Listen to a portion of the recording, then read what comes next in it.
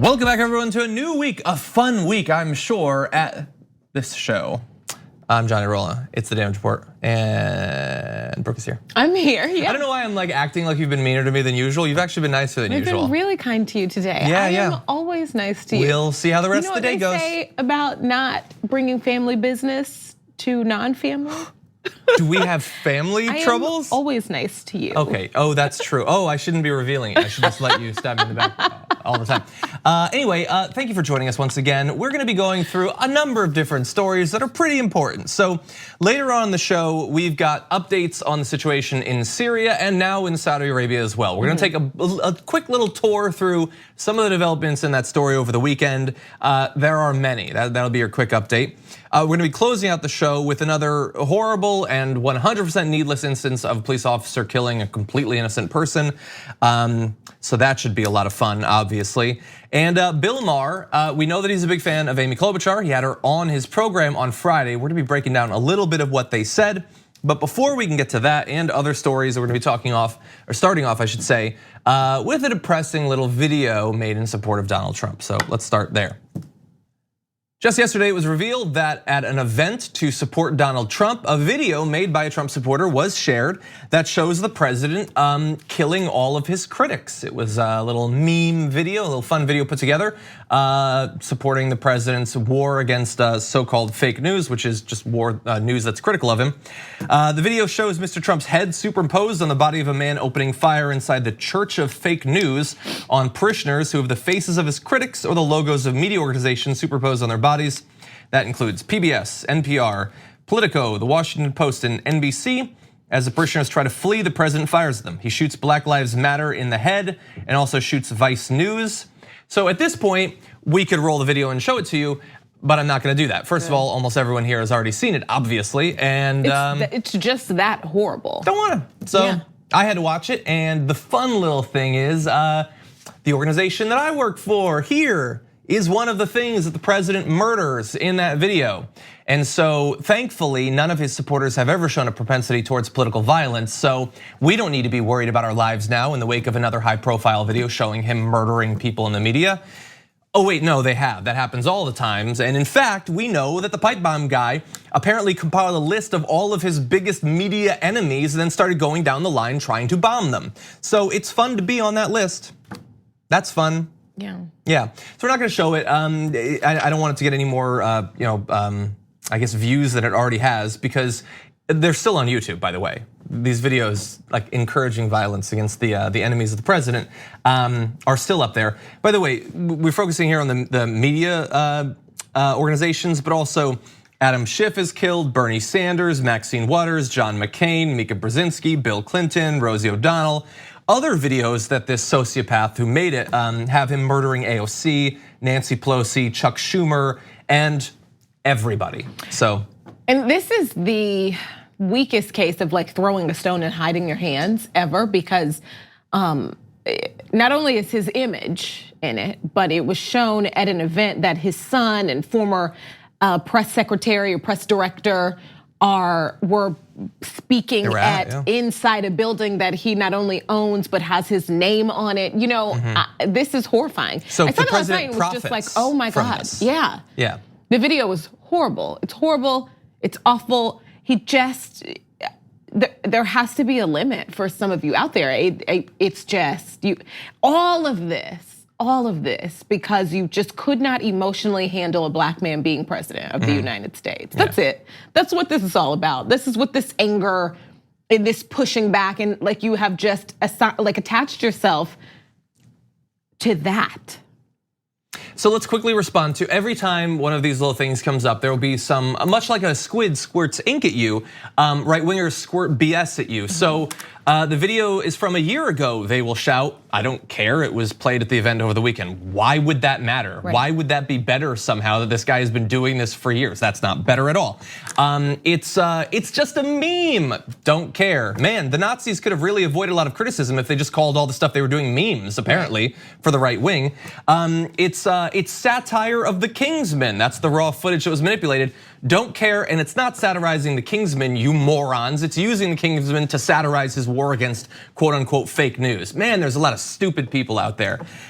This is just another thing made not by the president. So let's be really clear about that. Trump didn't make it, and we're gonna get to it. He'll probably end up tweeting it out.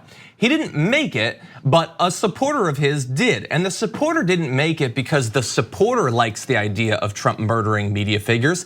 He made it because he wants people to watch his videos. And he knew that other Trump supporters love the idea of Trump killing his critics. Like, these sorts of memes are always end up being violent because they're made for the audience that wants to see violent imagery.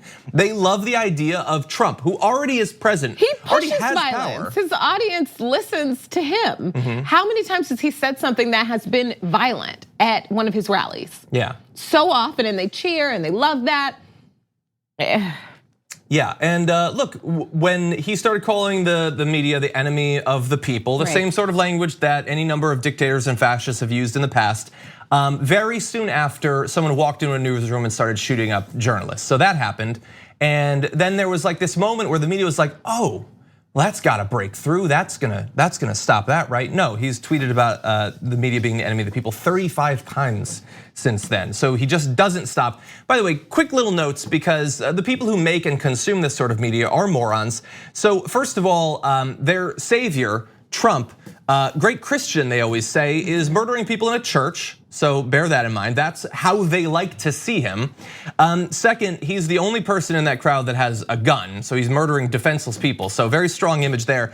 And also just how deranged the supporters of fascists always think that their leader is this tough alpha figure. Trump can barely walk around a golf course. He's so morbidly obese and out of shape. Like, the idea that he's some sort of ninja that's gonna come in and start shooting up people, but it's always the same. Hitler and all of them, they're these pathetic figures that wrap themselves in fake patriotism, fake macho behavior, because they themselves are pathetic and they're appealing to the most pathetic sort of, generally men, some women, mostly men. And so obviously that is going to be lost on them. But let's also, move. Just like, I feel like over and over it has to be said that like Black Lives Matter is not some fringe political movement. It's not a political movement at all. It is a message that simply is asking that Black Americans like reached the same like equality when it comes to basic humanity. That they not be shot. And I know we're gonna get to it later, but like what just happened in Texas over the weekend, like it is not, it has been just co-opted by even people who mean well. Yeah. And just like confuse the message. It's just short for like, hey, let Black Lives Matter too. That's it. It's just, you know. And do you think that the fact that, again, this was made by a Trump supporter and then played at a Trump event, right?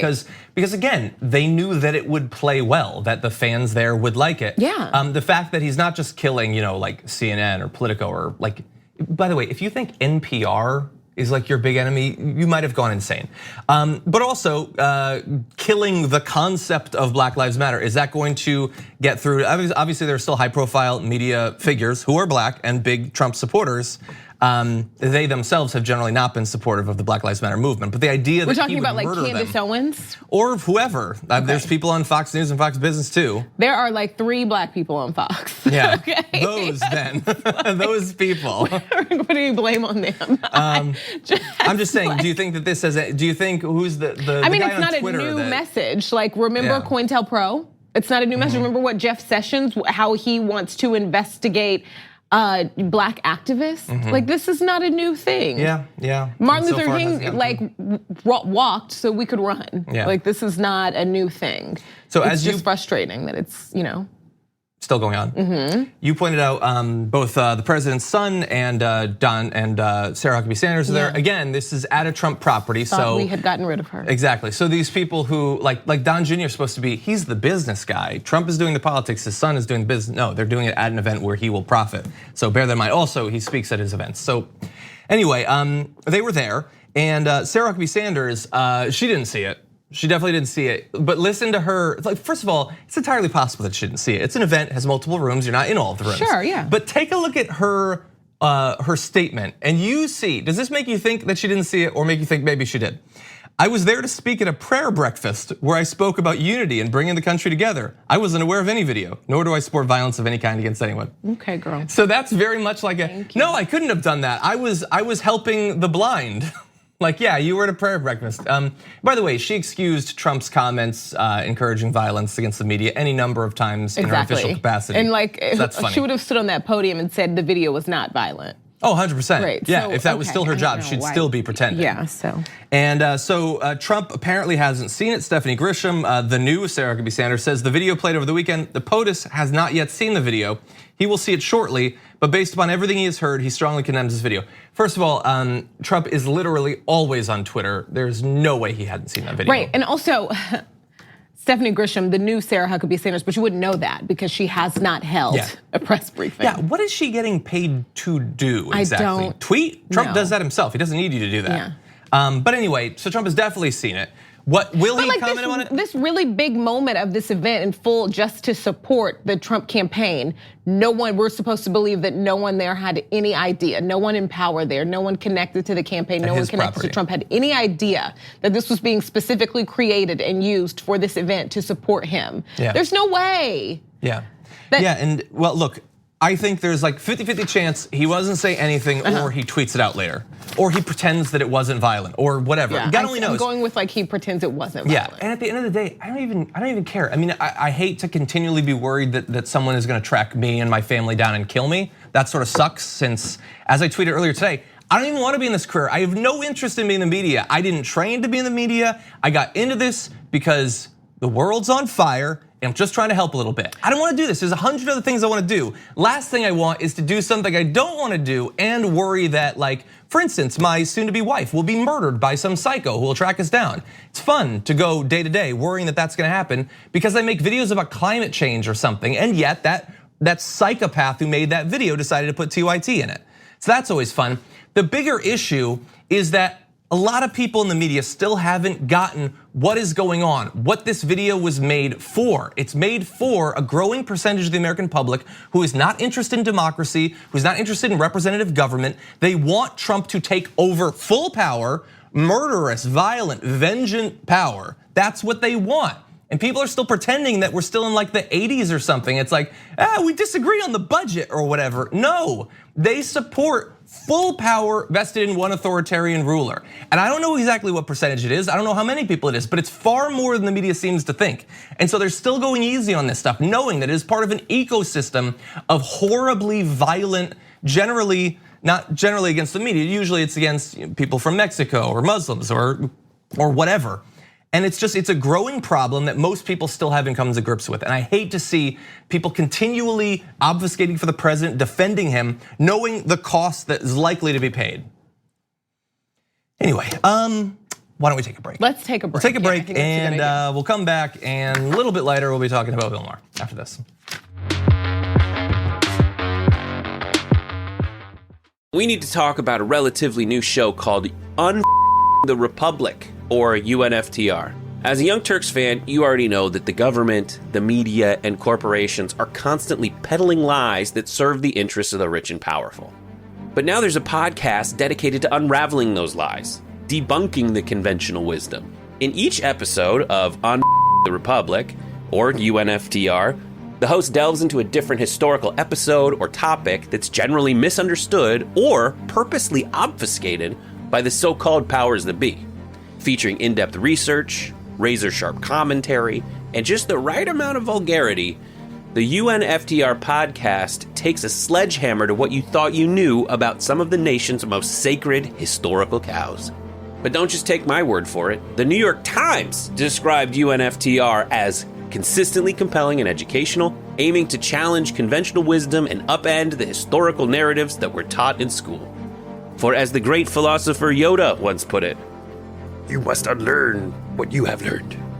And that's true whether you're in Jedi training or you're uprooting and exposing all the propaganda and disinformation you've been fed over the course of your lifetime. So search for UNFTR in your podcast app today and get ready to get informed, angered, and entertained all at the same time.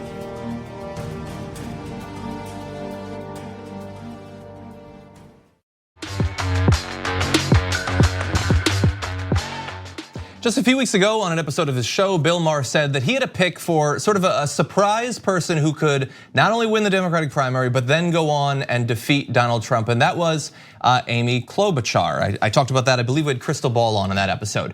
And a few weeks go by, he has Amy Klobuchar on his show, and they get into it. Let's give you an idea of what their conversation was like.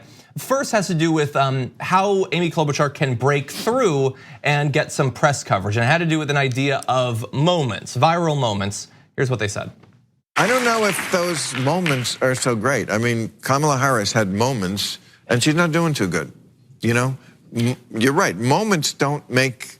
Yeah, and I think that moments work when they actually happen, that people don't manufacture them.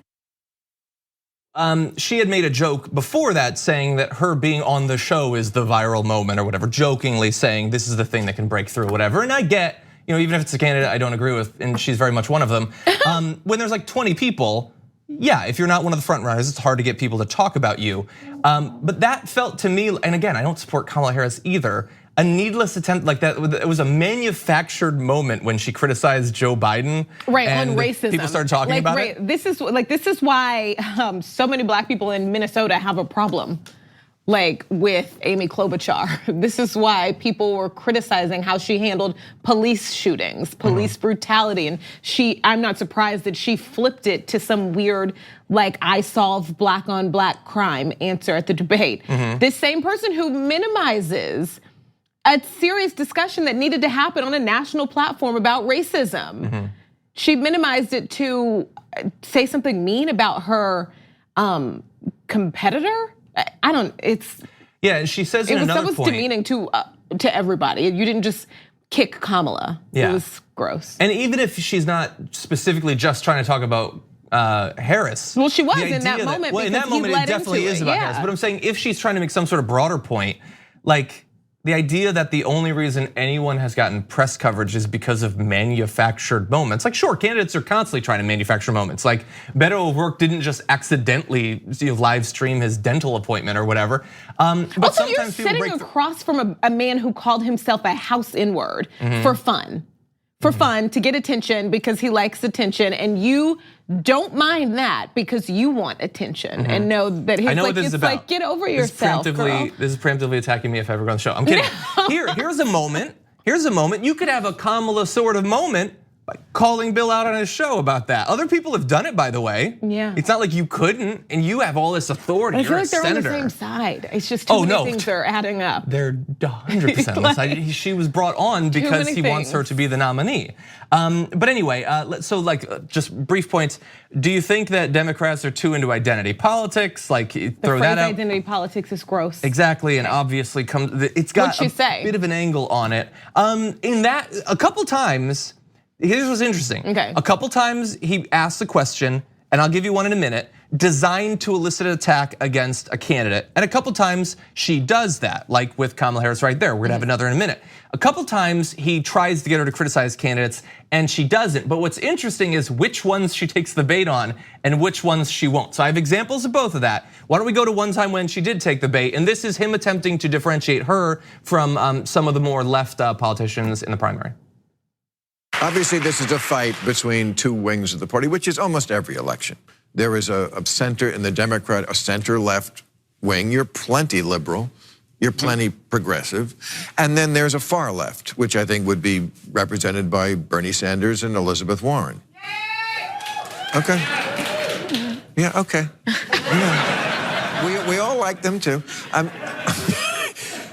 they too left? Is Elizabeth Warren too far left to get elected in a general election? Again, I want to win big. And if someone is looking to kick 149 million Americans off their current health insurance in 4 years, then I'm not your candidate. You're not on board, if you want to use a bunch of hardworking people's money to send rich people's kids to college for free, then I'm not your candidate. Running on your ideas, running on your merit, running on turning ideas into action and having people's back instead of just going to the extremes all the time in our politics. We have that right now. And I just see a better future for our country. I think your moment is to come. Okay, so he's very happy with her there. That's also so manipulative and so frustrating, and it also just centers rich people. It centers white people, it centers privileged people. Like the idea that you're more interested in slapping down at the rich people than you are giving a ton of poor kids free access to a college education, to a college degree in this country, it's not working. The way we do things now are not working. And so if some rich kid gets to go to a state university for free, and 70,000 poor kids get to, the rich kid was already gonna go. Yeah, they were gonna be fine. They were gonna be fine. They're already gonna go. So, okay, now their parents don't have to pay for it. Also, the point is, no one should have to pay for it. That we've evolved to this place where we think everyone deserves to obtain a college degree if they want one. Yeah. That doesn't mean only when you can afford it, when you can't afford it. I think school lunch should be free and universal, even if you can afford it, because you pay higher taxes, and it should just come out of that. If you got a bigger house, you pay bigger property taxes. It should just come out of that. It doesn't matter, because when you do it on that side, it happens on the other side too. And there are a lot of people, when we have these weird income requirements, there are a lot of people who aren't making as much money as you think who get stuck in the middle, and they don't get to benefit because you're too busy trying to like kick back at rich people. College should be free in this country, period, full stop. And by the way, you're effectively trying to protect rich people while pretending that it's the rich people that you're trying to attack. Sorry, so you guys she won't doesn't get want to help out poor people going to school by pretending that it's the rich that she's bothered by. Manipulative argument. And then also, nobody's being kicked off of their insurance. I don't care. It's just right-wing framing. That's the biggest issue. I just want to be able to go to my doctor. Yeah. And if everybody has the same system, my doctor will have to allow it. Yeah. So I'll be able to go there. Yeah. I don't care about my insurance. Honestly, I don't. I got like new insurance, so I haven't really like had to deal with them before. But like, have you ever called the insurance company? These are not your friends. These are not happy experiences where people are just like, oh my goodness, I love my insurance so much. I love the whole time. No, you want to go to your doctor. Yeah. Like, what? Yeah, but look, she was brought on to try to take down Bernie and Warren using right-wing framings on Medicare For All and the college program. It was the same BS we had to deal with in 2016. Like the idea that I would look out at this whole country of people who can't afford to go to college and be like, sorry, I don't want Bill Gates' grandkid going to UConn. What are you talking about? No, that's stupid. Amy, this is why you're doing horribly, is because you're a terrible communicator. It doesn't make any sense. Even for the horrible positions that you hold, you're a terrible communicator for those. And Bill is so self-satisfied with her there at the end. I think your moment has come. I mean, you're plenty liberal. For who, Bill? For you. You're doing fine. You don't need a really progressive president who's going to fundamentally shake things up, because you've done fine under the current system, which is great for you. Congratulations, you put in a lot of work over a lot of years. Other people want something more. That's all I'm saying. Anyway, that was what she was brought on to do. He's trying to like provide a little like new sheen on her or whatever. There's a reason she's at 1% or 2% in the polls, and I think it was well demonstrated in that clip. Okay, we're gonna take a short break. We come back, updates on Syria, Turkey, and Saudi Arabia after this.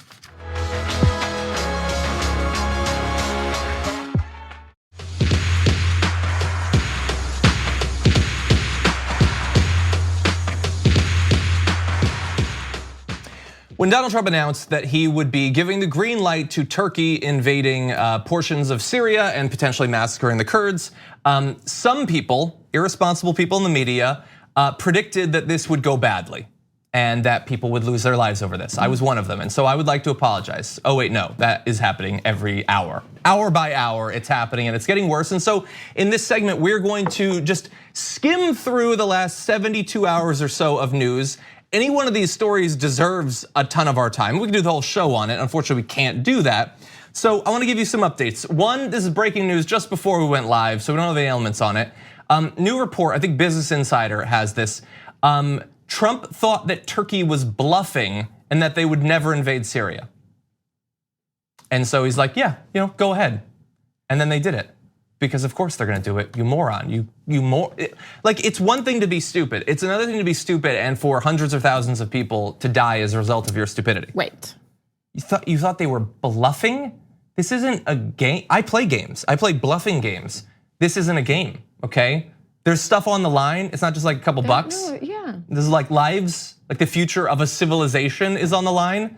And he's playing games because he doesn't care, because he has no psychological ability to form a connection with another person. He just can't. He can't imagine what it would be like for Kurds who've been working on behalf of our military for years to fight our common enemies. And he just thinks, maybe they live, maybe they die. And that's what we got. So look, we're gonna have more updates in a second. I wanna give you an update on his recent communicating about this. He's not actually saying much publicly, perhaps because it's going so badly, but here is something he tweeted recently. He said, Brian Kilmeade over at Fox and Friends got it all wrong. We are not going into another war between people who've been fighting with each other for 200 years. Europe had a chance to get their ISIS prisoners, but didn't want the cost. Let the USA pay, they said. Kurds may be releasing some to get us involved. Easily recaptured by Turkey or United Nations from where many came, but they should move quickly. Big sanctions on Turkey coming. Do people really think we should go to war with NATO member Turkey? Never-ending wars will end. That is going in every direction simultaneously. So you might have missed in the middle there that he is accusing Kurds of releasing ISIS terrorists to get us involved again. He's implying that sanctions are coming that are not coming. There's no, I mean, maybe they will, but there's no indication of it. He says that the wars are ending, even though, as we're gonna show you in just a second, he's actually escalating others. He implies that the only alternative to the current situation is to invade Turkey, which is an interesting take when, again, we are in this situation because he apparently called their bluff or tried to call their bluff, and it turned out it wasn't a bluff. He gave the green light for them to do this. He could have not done this. He could have not just shifted a couple dozen soldiers like 100 miles south to clear the way for Turkey to come in and invade Syria. All of these are options, and they're countered by lies on social media by the president. This has been horrible. This is also, it's so frustrating because this has been exactly what everyone said was gonna happen. This has been exactly what is logical. No one expected anything good to come of this decision. This is what finally got some of his close allies to sort of, kind of say something that, right, that could be considered a criticism, right? Although Lindsey Graham has already sort of come He's around. already back on the team, already back on the team. He had a 48 hours where his spine briefly stiffened and then now it's gone flaccid again. So look, days ago, we had already heard that more than 300 Kurdish individuals had been killed. I don't have an updated number on that, not in terms of deaths, but we do have other numbers. More than 130,000 people have been displaced from rural areas already. The UN Office for the Coordination of Humanitarian Affairs and other relief agencies estimated up to 400,000 civilians in the conflict zone may require aid and protection in the coming period. So it's working out very well for the people in that area. Quick updates. He says the never-ending wars will end. He says that as he moves a few dozen soldiers south. They're still in Syria. They're not coming home. They're still there. At the same time, he's apparently sending thousands more troops to Saudi Arabia. So out of one side of his mouth, he says the wars must end. On the other, he sends way more soldiers to Saudi Arabia.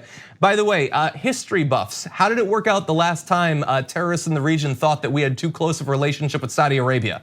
What did that result in? Look it up, it's exciting stuff. And then on that move, the sending soldiers there at the same time he says we need to end these wars, his argument for why he's doing that is one of the worst things I think I've ever heard him say. Take a look. Mr. President, why are you sending more troops to Saudi Arabia instead of safety in the Middle East? So we're sending more troops to Saudi Arabia. Saudi Arabia is a very good ally from the standpoint that we get along with them very well. A very important player in the Middle East. The relationship's been very good.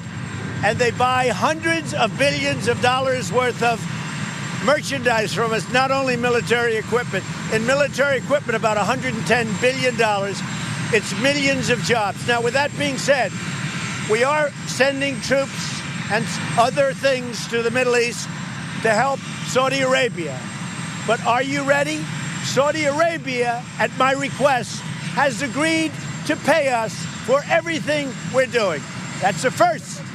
But Saudi Arabia and other countries too now, but Saudi Arabia has agreed to pay us for everything we're doing to help them, and we appreciate that. Okay, so they don't buy hundreds of billions of dollars. That's just made up there. But what he said at the end there was the US military, and by the way, there should be like a period where soldiers can just willingly leave our military right now because of what we just heard there. Our military, which fought the Nazis, fought for freedom in all these wars, people join the military based on the idea that we're gonna fight to protect the US and fight for our values. They are now an international mercenary force. So if a country pays us, we fight their war for them. That's what mercenaries are. So our great Marines, send them in, they're mercenaries. The Air Force, send in the planes, they're mercenaries. This is the second time he said this though. Oh yeah, did he say this before? Yeah, he did. Like Saudi Arabia pays. Yeah. Oh yeah. So, but in my mind, he had said the merchandise stuff. They buy pens and shirts and coffee mugs and stuff. But now he's saying they're going to pay us directly for the military protection for the soldiers. I feel like that's what he meant last time too. Maybe, I don't know. He doesn't know what he means. But I have no interest in our soldiers being in Saudi Arabia, whether they're paid or not. And honestly, I find it more insulting that they would be functioning as some sort of international private military corporation. Probably for the benefit of Donald Trump in the end. So really fast, again, we gotta breeze through these. US forces say Turkey was deliberately bracketing American troops with artillery fire in Syria. So they were firing at our soldiers to scare them out of the region. So that's a little fun bit of news. That should end well.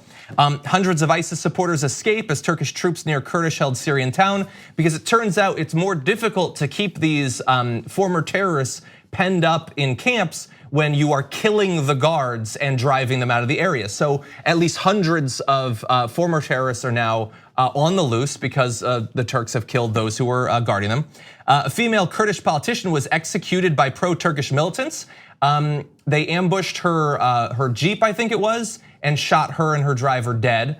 You've probably seen videos of other civilians being killed in mass numbers as well. So lots of great news all throughout the region. Wonderful move on the part of the president.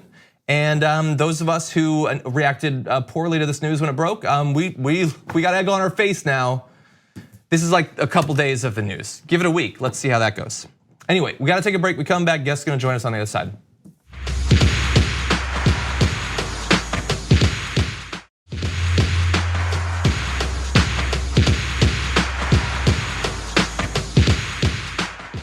Across the country, our criminal justice systems on the local and state level, our police departments, our jail systems, much in need of reform. And New York is certainly not free from that as well. Now there is a new plan to potentially mix up the jail system in New York City, but is it actually the direction that the city should go in? We are joined now by New York City Council member Jimmy Van Bramer to break this down. Jimmy, welcome to the show. Thanks for having me. Glad to have you here. So there's this new borough-based jail plan. Can you tell me about that and how that would be different than the current system? Well, look, we all agree that Rikers Island needs to be shut down. It's a human rights atrocity. But what Mayor de Blasio and some want to do is replace it by building 4 mega jails with several thousand new beds and new cages for predominantly people of color, spending well over $10 billion to do so, when in fact we should be closing Rikers Island for sure, but investing over $10 billion in things that people actually need, that communities actually deserve, and that will actually prevent us from pumping $10 billion back into this horrible prison industrial complex and a system of even deeper mass incarceration. So my question is, what's the alternative? If everyone agrees Rikers should be shut down, absolutely. And if this new idea is a bad idea, what should happen as far as a jail? Well, look, we've got to pursue decarceration. We've got to actually continue the work that we've just started doing. Look, the population at Rikers has already gone down 35% in the last 5 years. That's before we actually eliminate cash bail. That's before we actually reform radically pre-sentencing, pre-trial reforms, alternatives to incarceration.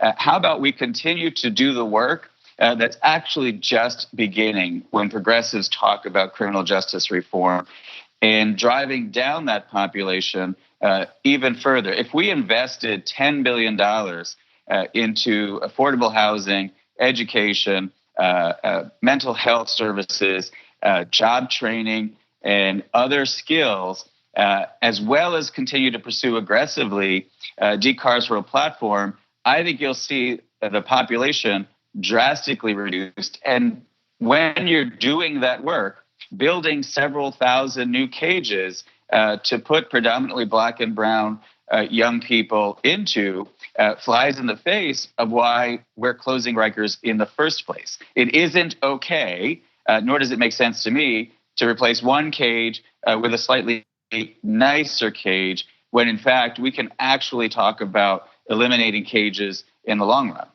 Right, and I understand that. Everything that you just said, I think I completely agree with, but you still wouldn't get the number to zero. So where you would still need some sort of facility? What would be the alternative? Well, there are facilities, and if you got to a place where you had actually driven the population down to where I think you could drive it down, but acknowledge that there might be some folks who still need to be remanded, there could be, and there are places, and we should talk about where that remand should take place. But I think we are coming at this from a place of defeat and actually expanding the prison industrial complex if we're saying we'll never get to a number that is low enough, so therefore we need to build several thousand new cages. It doesn't make sense. If the defining issue of our time is criminal justice reform, and if we're committed to actually addressing centuries of racism and structural injustice, then we get to this place where we agree that Rikers needs to be closed, and I do too, but the solution is investing over $10 billion in 4 new mega jails. That to me is not visionary in terms of where we need to go in the future. Jimmy, so really fast, I know that the vote is coming up in just a couple of days on that borough-based plan. At this point, what do you think the odds are that it passes?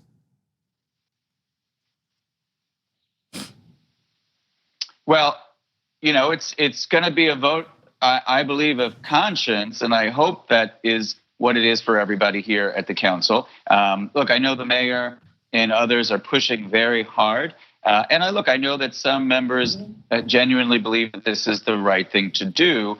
My hope is that we continue to have this discussion, talk about how immigrant communities are rising up in New York City, saying this is not where we should be going, that these cages will be places where ICE can prey upon immigrant communities and vulnerable communities. And listen to the words of Congresswoman Ocasio-Cortez and Tiffany Caban, who I was proud to support for district attorney, and so many other progressives who are saying that this is not what we need to do. If we are actually committed to ending mass incarceration, then we've got to use this opportunity. This is a vote where we all have to actually take stock of the history of this country, our own personal histories, our own white privilege, and do the right thing and actually take a radical step to end mass incarceration. So I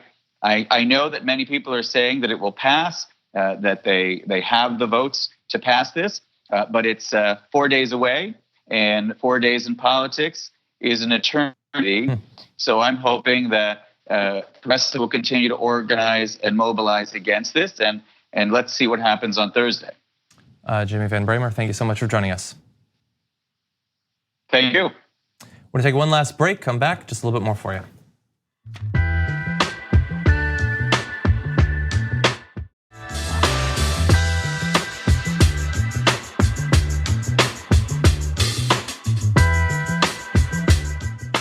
It's like a week ago that Amber Geiger actually faced consequences for being, a cop and completely needlessly killing someone. And a week goes by, and we have another instance of that. This time we have footage. So let's talk about what happened to Atatiana Jefferson. At around 2 a.m. local time on October 12th, a neighbor of this 28-year-old called a non-emergency hotline saying he was concerned about an open door at the woman's residence and wanted to make sure she was okay. So this is a neighbor who was worried that something might be wrong. They didn't call 911 or anything like that. And unfortunately, a cop was sent there and started to circle her home. And we have the footage, but honestly, I don't even know, like I was going to play it because it's important that you know how quickly this cop went from shouting at her in her home to shooting her. Right. Do you think 4 it's acceptable to play? I heard, it seems like 1 second, but I heard 2. It does seem like 1 second, yeah. So why don't we play it? I think you should. Because this is not a particularly, obviously it's a graphic footage. It shows a person being killed. But it's not as graphic as you might imagine. And I think it's important that you see the timeline that we're talking about here as we give you more details.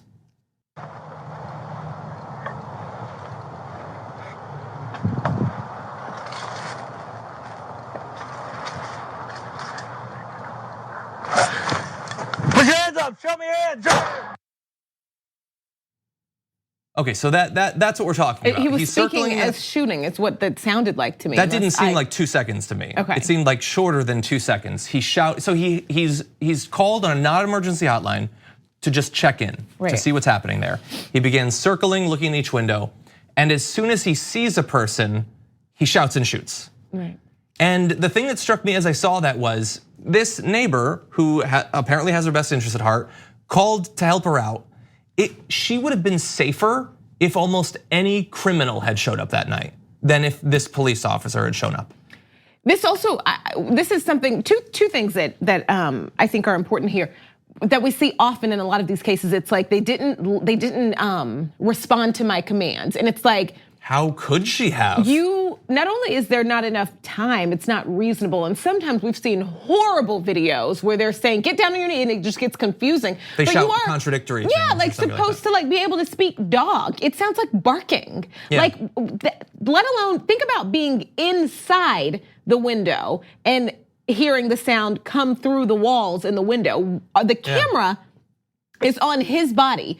And I can't make out exactly what those words were. I don't know exactly what he said. Exactly. And so your life is dependent on you being able to decipher that immediately when you're not doing anything wrong. You're in your house, everything is normal. You hear some weird noise, it scares you. Yeah. But because you don't immediately decipher what that scared officer is saying, you die. And also, I think what's important here is a lot of people are like, black people cannot call the police. You cannot call the police. It's unsafe to call the police. This was a situation that wasn't supposed to be violent.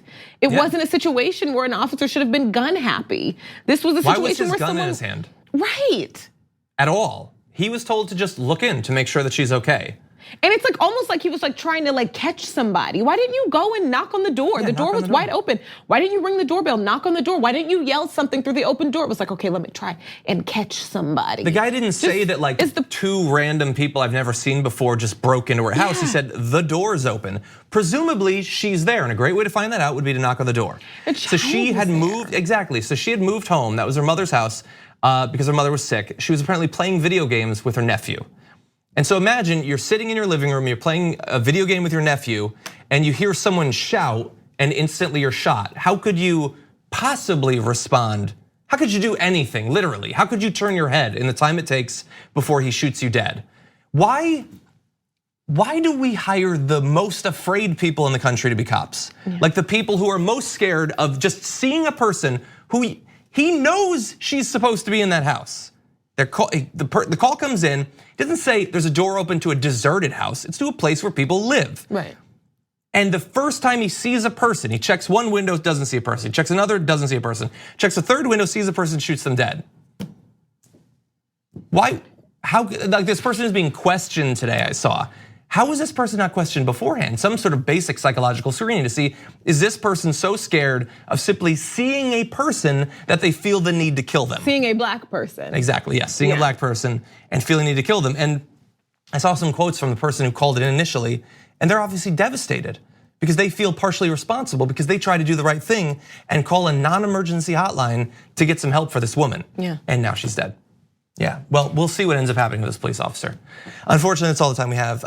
As always, thank you for join us today. Thanks for having me, John. Not the lightest show ever. Yeah, but it's the life that we live right now. Unfortunately, yes. Yeah. Okay, thank you everybody for watching. We'll see you tomorrow morning.